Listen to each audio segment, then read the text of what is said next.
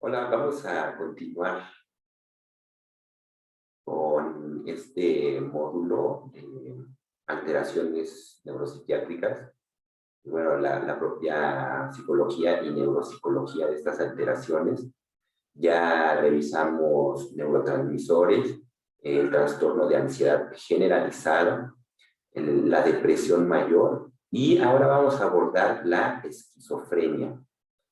Es muy complejo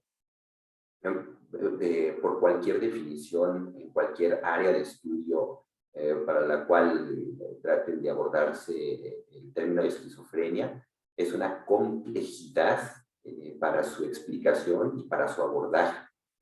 Por lo mismo en lo complejo que se está encontrando en relaciones multicausales y multifactoriales en el cerebro.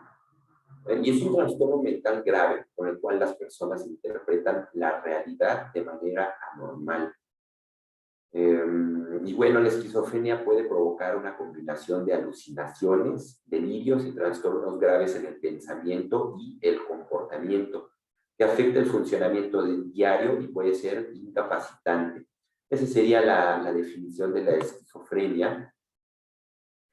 Y bueno, afecta, si bien vimos algunos datos en la anterior, y si no vimos en el video anterior de la depresión, más o menos se calculaba que antes de la pandemia había 360 millones de personas en el mundo sufriendo de un estado depresivo. Si hablamos más o menos de un aumento del 20%, pues bueno, haremos la suma y a cuánto nos llevará eso, ¿no? Unos 36, 72 millones de personas más en este confinamiento para la parte de depresión. En la esquizofrenia son 21 millones de personas en el mundo calculadas, más o menos.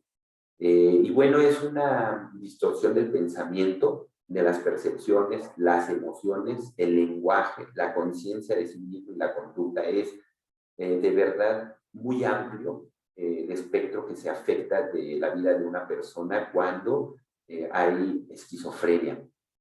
Y bueno, las experiencias más frecuentes son alucinaciones, que es oír voces o ver cosas inexistentes, y los delirios, que son creencias erróneas y persistentes. Por lo tanto, hay leyendo nada más estas definiciones y revisando la teoría, pues una angustia con la que viven estas personas, ¿no? Y vamos a ver los momentos duros de enfrentamiento, cuando la persona primero asume, ¿no? Porque hay una especie de anosognosia, es decir, una incapacidad para reconocer que tienes el padecimiento, pero cuando las personas asumen que tienen el padecimiento, pues viene un cuadro depresivo por enfrentar y saberse con esquizofrenia. Y luego con todo lo que están viviendo, pues es de verdad complejo. Y bueno, en todo el mundo la esquizofrenia se asocia con una discapacidad considerable y puede afectar el desempeño educativo y laboral, y más cuando los primeros brotes, y que así se da, está entre los 14 y 25 años, cuando viene este primer brote psicótico de tipo esquizofrenia, y después si se va agravando o se presenta en múltiples ocasiones. Bueno, las personas con esquizofrenia tienen entre 2 y 2,5 veces más probabilidades de morir a una edad temprana que el resto de la población. Y las personas con ese trastorno suelen sufrir estigmatización, discriminación y la violación de sus derechos humanos. Actualmente, bueno, con este avance de los derechos humanos, eh, ha habido un poco de concientización sobre este padecimiento, pero anteriormente la propia familia, pues pensando que era una posesión demoníaca, o se escondían a las personas, se les maltrataba, se les escupía, eran rechazados socialmente hasta en las familias. Y si el padecimiento ya es grave, pues un aislamiento de este tipo, un desprecio de este tipo, pues el terror es inimaginable.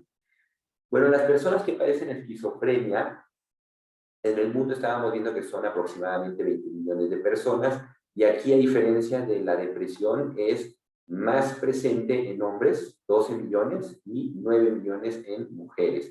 En México, el 1% de la población está calculado que vive con esquizofrenia, y de ellos el 50% abandona el tratamiento durante el primer año, y un tratamiento es de base farmacológica, ¿no?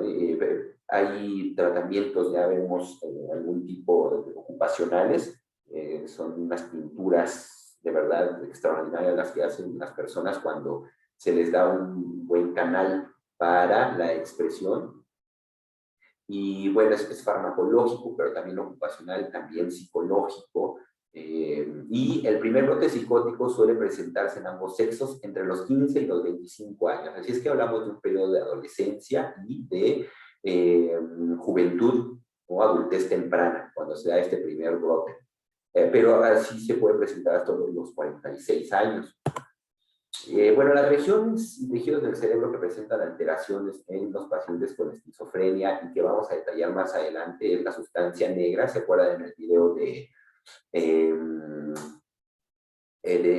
bueno, en el primero que hicimos de neurotransmisores y después en el de depresión?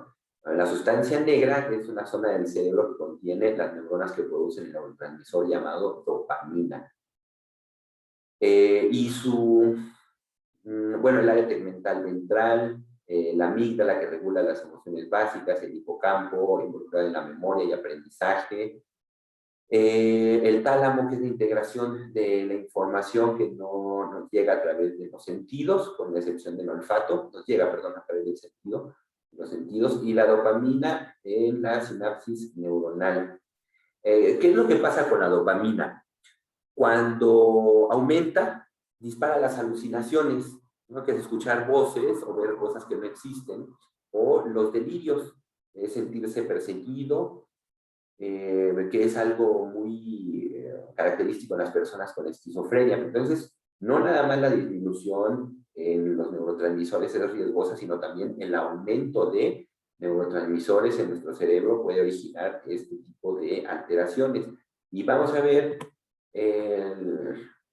más adelante cómo esta parte de dopamina es la responsable de algunos de los síntomas positivos o negativos de la propia esquizofrenia. Pero hay 5 factores ambientales relacionados con la enfermedad.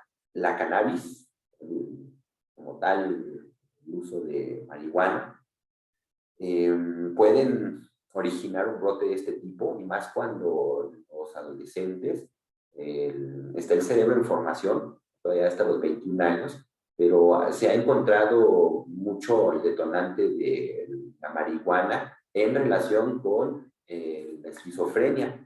Bueno, el nivel de urbanización es muy interesante. Les hablaba yo en el video anterior de depresión, que el nivel de urbanización se presenta más en ciudades, la esquizofrenia en ciudades urbanas que en rurales. Y en los estudios lo que explican, han llegado a investigar, es que en las poblaciones rurales lo que hay es un sentido de que las personas se conocen en estas poblaciones, son más pequeñas, entonces la persona sabe muy bien a qué se dedica su vecino. Y si ustedes transitamos por las poblaciones rurales de México, la gente tiende a ser mucho más amable, ¿no? Hay un sentido de decir buenos días, buenas tardes, saludarse, ser empático, ¿no? Un saludo con sonrisa, y todo eso le va dando una conformación muy diferente a los niveles de urbanización más altos, como en las ciudades, en donde la vida se acelera, los ritmos son diferentes, los tiempos de descanso, la diversión, pero también la cohesión social quizá no es tan alta como en una población rural, donde hay un sentido de pertenencia muy arraigado, ¿no? A las familias, entre familias, y si, bueno, también hay problemas, bueno, es entre familias, pero van como en bloque. En cambio, en una ciudad, pues, hablaban en algunos estudios de que te tienes que enfrentar con estafadores, con constantes solución de conflictos mucho más frecuente que en una entidad rural.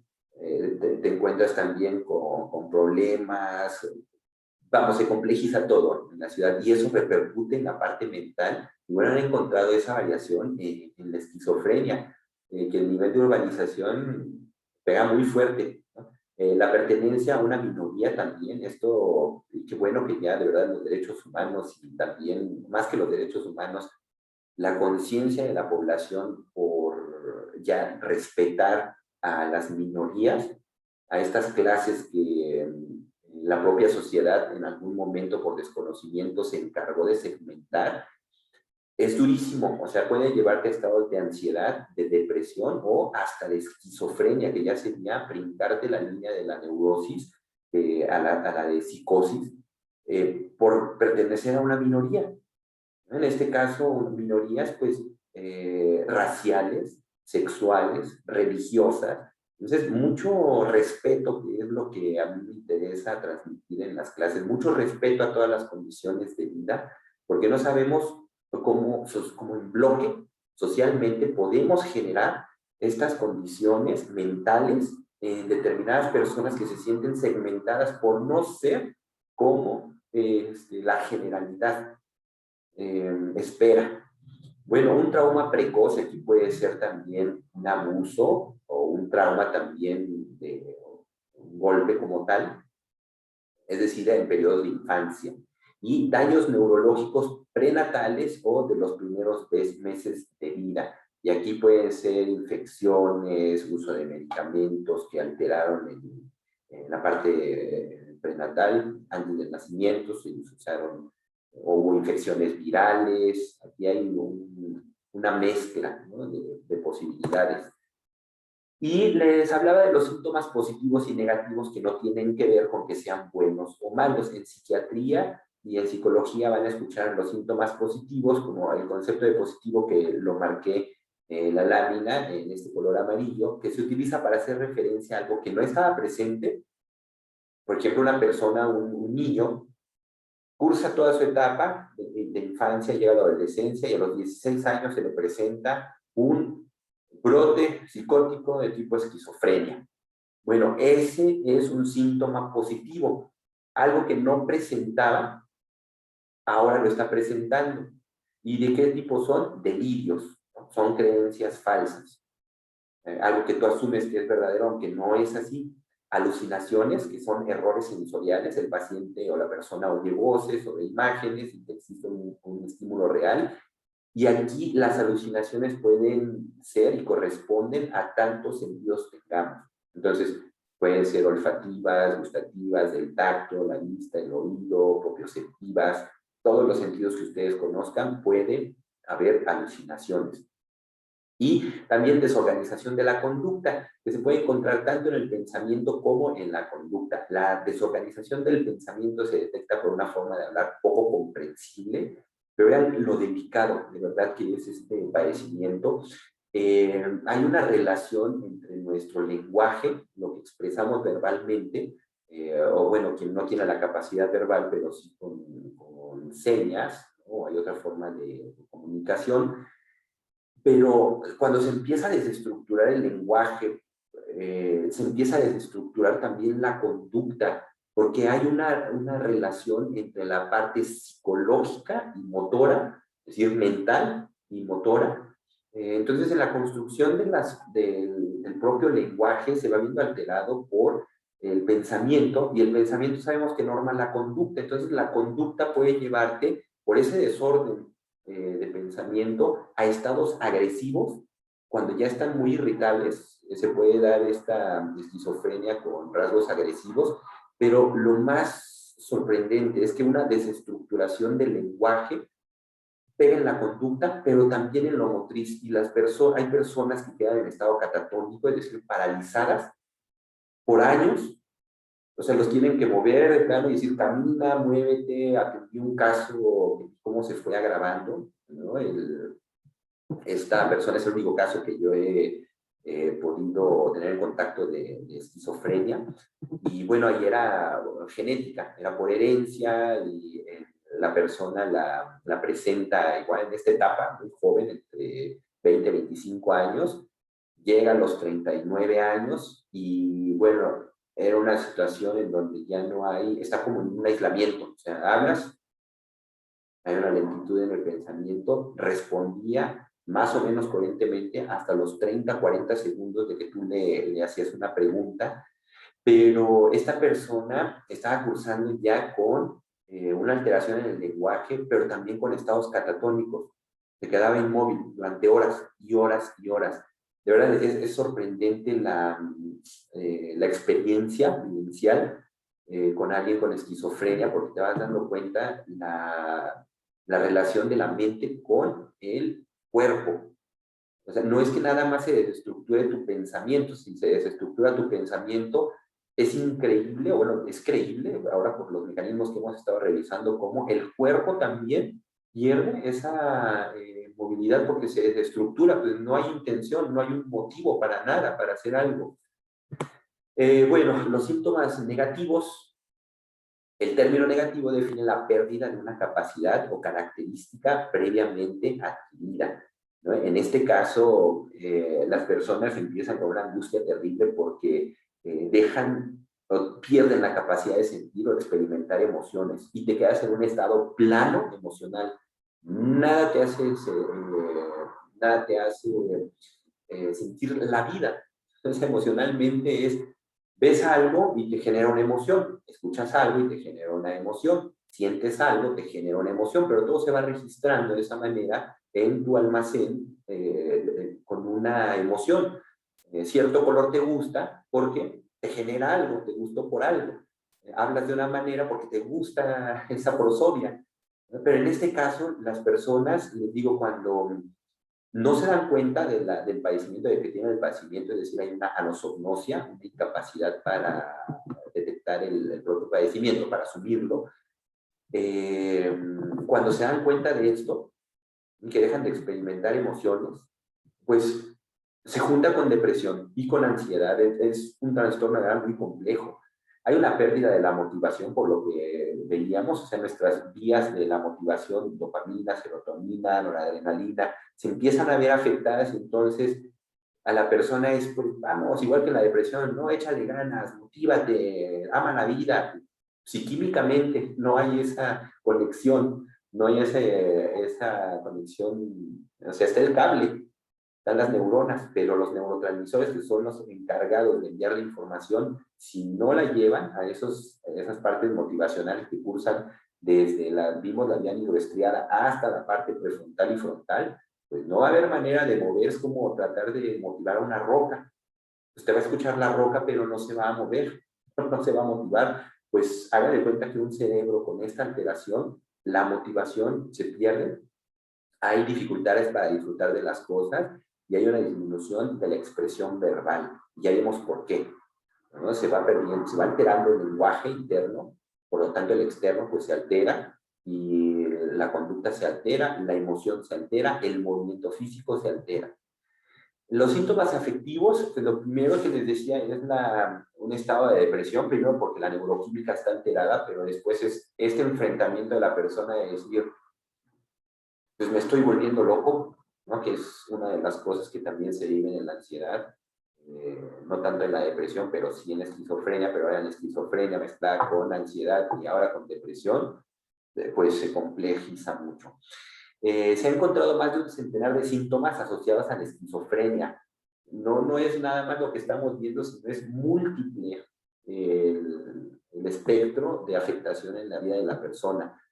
También tenemos los síntomas cognitivos, ya vimos síntomas positivos, síntomas negativos, síntomas afectivos, y nos vamos con los cognitivos, que vamos a ver alterado, que es propiamente lo de nuestro diplomado, es la capacidad de atención, la memoria de trabajo o las funciones ejecutivas, que son aquellas que nos permiten planificar, anticipar y secuenciar nuestros actos. Se ha tratado de hacer explicaciones con modelos. Yo les presento este que es de Cummins. No es tan reciente, pero también no es tan viejo, quizá de los 90 y tantos, 99 quizás, porque anteriormente se trabajaban con otros modelos, pero quedaron obsoletos. Entonces, este nos marca un síndrome prefrontal dorsolateral, que serían déficits ejecutivos, que está involucrada la corteza prefrontal dorsolateral, el núcleo caudado y el globo pálido. que lo tenemos aquí, que es la corteza prefrontal dorso-lateral. Luego, el síndrome orbitofrontal, que serían alteraciones de la personalidad. Vimos en su momento los síndromes orbitofrontales, que están muy encargados de la parte de cognición social, pero también de la autorregulación de la conducta. Y están en el córtex orbitofrontal, en el caudado, la parte ventromedial, el globo pálido y el tálamo. Entonces tenemos la corteza prefrontal orbitofrontal, estando aquí, estando aquí.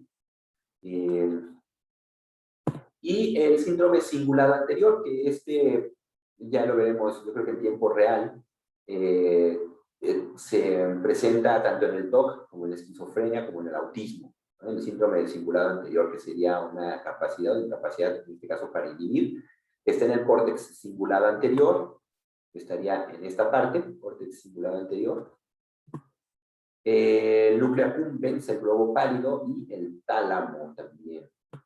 Entonces tenemos aquí el tálamo, y sería entonces el síndrome cingulado anterior. Aquí está la corteza anterior cingulada con otra vista, donde tenemos también esta vista lateral, sagital, aquí. Bueno, las principales alteraciones neuroanatómicas que se han encontrado es en porcentaje.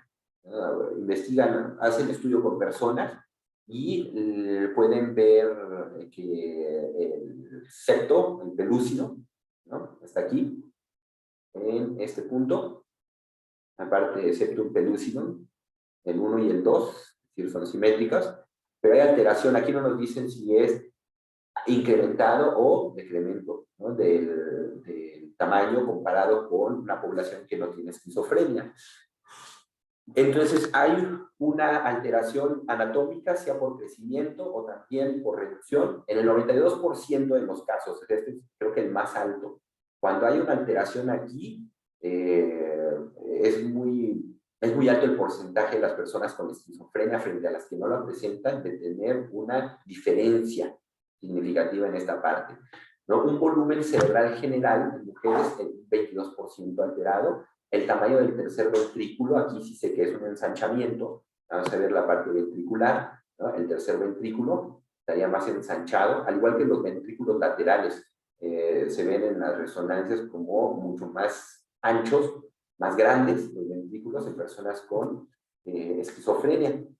El tamaño de los ventrículos laterales en mujeres un 80% diferencia. Los ganglios basales también una diferencia anatómica del 68%. La arquicorteza, la tenemos, bueno, el giro temporal superior también. El lóbulo temporal, hay una diferencia del 61%, el lóbulo frontal, el lóbulo parietal, el occipital, es decir, la corteza, también toda la corteza tiene algún tipo de diferencia entre personas con esquizofrenia, personas que no tienen esquizofrenia.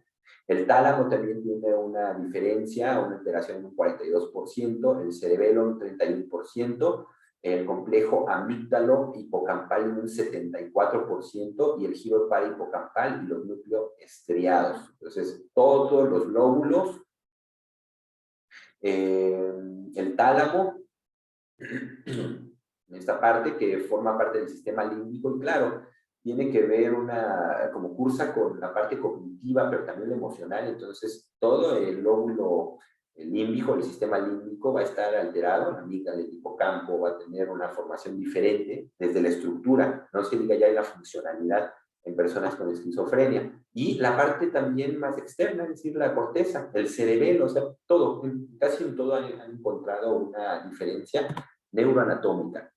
Bueno, la intensidad de los déficits cognitivos en pacientes con esquizofrenia están considerados en 3, el ligero, moderado y grave. Nos vamos con los graves, que es aprendizaje de series.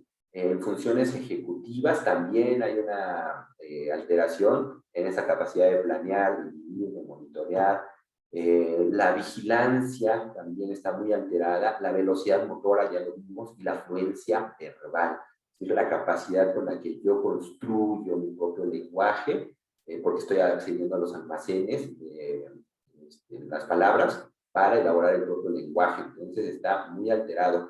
En la parte moderada hay una disponibilidad, recuerdo demorado, habilidades vasomotoras, memoria inmediata y memoria de trabajo. Aquí es visomotoras. Y en el ligero son habilidades perceptivas, memoria de reconocimiento demorada y confrontación, denominación.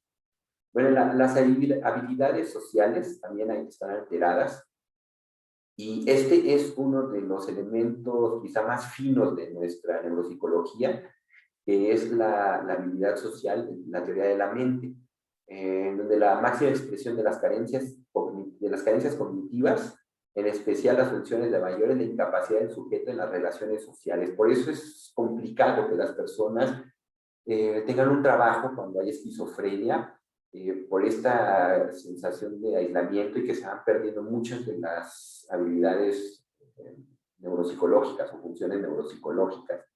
Y la teoría de la mente, que se refiere a la capacidad del sujeto para inferir el estado mental de otras personas, que es diferente a la empatía, en donde la empatía sería más reactiva, ¿no? Una sonrisa, me genera una sonrisa, aunque no se va porque se están riendo. Pero aquí la teoría de la mente es la capacidad, o sea, yo puedo inferir los estados mentales de la otra persona. Y se ha visto que en la esquizofrenia hay una incapacidad para distinguir estas reacciones emocionales de la otra persona, o sea, para decodificar cuando alguien está alegre, cuando alguien está triste, cuando alguien está enojado. Yo lo puedo ver en una facción o en el comportamiento corporal y puedo intuir la emoción que está pasando a la otra persona. Pero con la parte de esquizofrenia, que también tiene que ver esta sintomatología de incapacidad de detección de las emociones de las otras personas a partir de sus rasgos faciales y corporales, no, tienen algunos padecimientos del espectro autista, como el Asperger. No sé cómo entender a la persona, pero eso ya vimos por qué, porque hay un lenguaje también interno de que se está aplanando tu parte emocional, o sea, ya nada te hace reír ni llorar, estás en una, de verdad, apatía emocional. Por lo tanto, pues en otra persona, si tú estás apático, no vas a poder entender, porque ni tú mismo estás sintiendo las emociones. Bueno, rehabilitación. Existe una relación causal entre los déficits a nivel neurocognitivo y el funcionamiento social deficitario en la esquizofrenia. Y aquí puede ser mediante una mejora a nivel cognitivo, puede efectuarse una mejora también en la esfera social y psicopatológica, ¿no?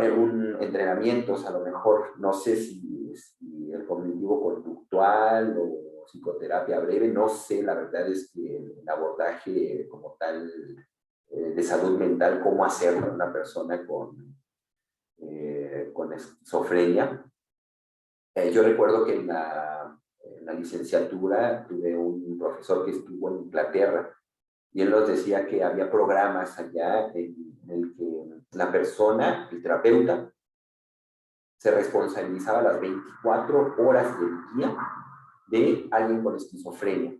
Y entonces ese constante amarre hacia la realidad tenían unos resultados muy favorables. Se me hizo muy interesante, muy ecológico el programa, ¿no? Porque era como un asistente de la persona. Entonces, para quizá reestructurarle el lenguaje, ¿no? Con esta compañía, con decir, mira, un entrenamiento, ahí como lo vamos a ver ahorita, creo que sí, lo puse en la rehabilitación.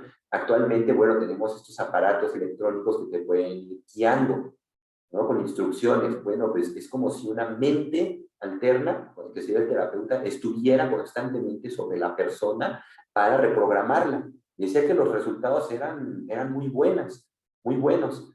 Pero bueno, aquí el tercer punto sería la mejora significativa a nivel cognitivo. Dicen, ¿no?, los estudios, que es posible.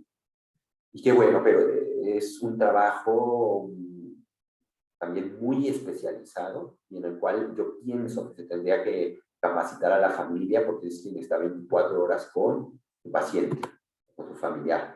Y bueno, la rehabilitación es práctica de tareas automatizadas, práctica de tareas orientadas estratégicamente. Si de aquí vas a hacer esto, ¿no? Porque como hay una pérdida de motivación y de voluntad, bueno, quizá con estas órdenes muy específicas, muy directas, se va construyendo otra vez esas redes neuronales. Práctica de tareas automatizadas asistidas por ordenador, algo que te vaya recordando, se conectan en su tableta o su teléfono celular y bueno, va dando instrucciones precisas. Y también tareas orientadas estratégicamente o asistidas por ordenador, para regresar un poco a la funcionalidad de la persona, dependiendo del grado de patología. Y estudio de la adaptación ambiental también, que ya sería la parte ecológica, que es hacia donde holística, que es lo más reciente que en todas las líneas de rehabilitación está tratando de hacerse lo más ecológico posible, no nada más un entrenamiento de consultorio, sino algo que pueda llevarse a la práctica en la vida de la persona. Y bueno, pues vean lo interesante que es lo interesante y duro para las personas que están con alguno de estos padecimientos de ansiedad generalizada, depresivo mayor o esquizofrenia, ya directamente en el ámbito de la psicosis. Bueno, nos falta abordar el trastorno obsesivo compulsivo, que yo creo que lo vamos a ver en tiempo real. Y bueno, nos vemos, si no en el siguiente video, en el siguiente módulo.